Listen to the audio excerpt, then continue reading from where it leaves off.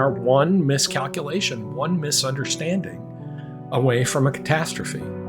Today, the threat of nuclear catastrophe is rising to levels not seen since the Cuban Missile Crisis 60 years ago.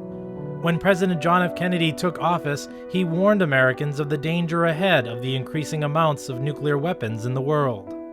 Before the dark powers of destruction, unleashed by science, engulf all humanity in planned or accidental self-destruction. This is that story. The story of the closest moment the world ever came to nuclear war.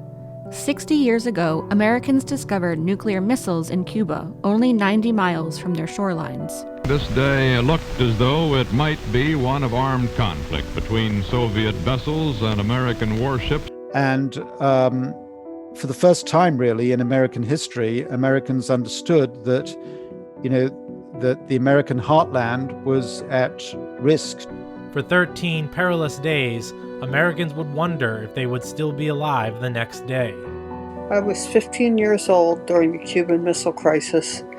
I remember the fear and terror we had as high school students about the Cuban Missile Crisis, thinking that the world was basically going to come to an end. The teachers had to imagine how would they control all of these children if there was a nuclear war.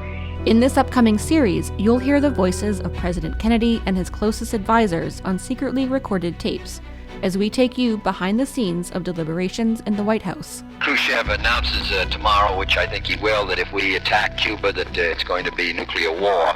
It was a moment in time where our leaders faced the most difficult choice.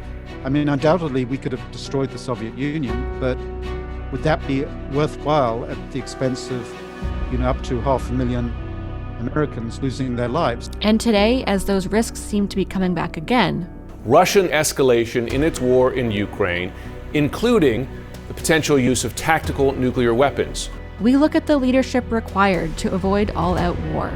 For man holds in his mortal hands the power to abolish all forms of human poverty and all forms of human life.